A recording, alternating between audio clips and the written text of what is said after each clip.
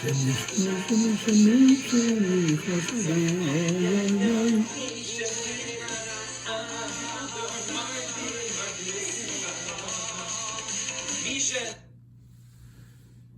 we spoke yesterday, this is the month where we increase in joy. I want to share with you a beautifully thought out response by Rabbi Aaron Maas of Australia to the question that we are all asking. And that is, we know that we're supposed to always be joyous, especially now in Adar.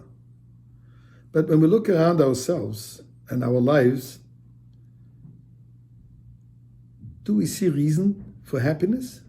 On the contrary, one can have plenty of reasons to be miserable. Are we supposed to be able just to switch on happiness at will?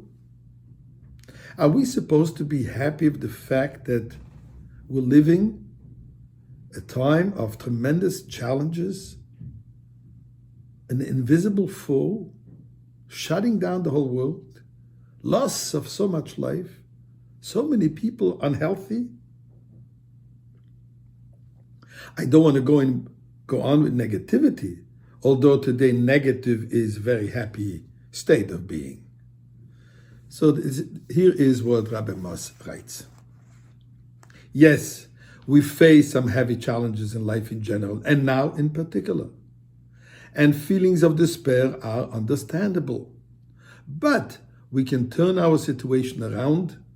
Happiness is never beyond our reach. And that's because happiness is a natural human state. Just look at a young child. Children don't need to learn strategies for positive living, and they don't need a reason to be happy. They need a reason to be sad. When a child cries, we ask, what's wrong? If a child laughs and plays and dances around the room, we don't ask, what's the big celebration about? Why are you happy? A child is happy by default. If they aren't happy, there must be a reason. Like they need to be changed, they are hungry or thirsty or tired or need attention. Or maybe just had a bris. But as long as nothing is wrong, a child is happy for no reason at all. Somewhere along the lines, things don't change. We grow older and we become more demanding, harder to please, and we lose this childish, innocent contentment. As we become jaded by life's disappointments, we feel that we need a reason to be happy. If you see an adult walking around with a big smile, you ask, what's wrong with you? Why are you smiling? The difference is, a child is not self-conscious. They are free to be happy because they are not yet aware of themselves. It's only when we mature and become more self-aware that we also become more self-absorbed. We have worries and concerns, unfulfilled desires, and unrealized dreams. None of us can honestly say we have it all, and we can always find reason to be upset. But a child isn't bothered by what he is missing. So he does have it all.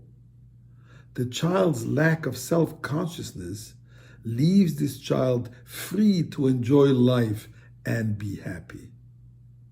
The more we are concerned with our own happiness, the farther we are away from achieving it. As soon as we forget about what we need and instead we focus on what we have and what we are needed for, the good we can do for others, rather than the good that we can get for ourselves, our childlike joy comes flowing back and we are happy. This is the focus of the joyous holiday of Purim and the entire month of Adar. Purim is a time to give gifts to friends, donations to the needy, to say l'chaim, loosen our grip on ourselves, and thank God for the opportunity to be alive. Even the darkest of times, in these days before Purim, we have to be even more mission-focused rather than self-focused. we can access our inner joy. Happiness is not somewhere out there. It rests within, in that part of us that is forever young and forever giving, our soul. So let's tune into our soul. Let's tune into the godly blessings that we receive every day, although we might be locked up in our palatial prisons. Let's just see the blessings which are around us and celebrate these moments of opportunities. And this will bring it to the ultimate happiness, the redemption with Mashiach. May this be today.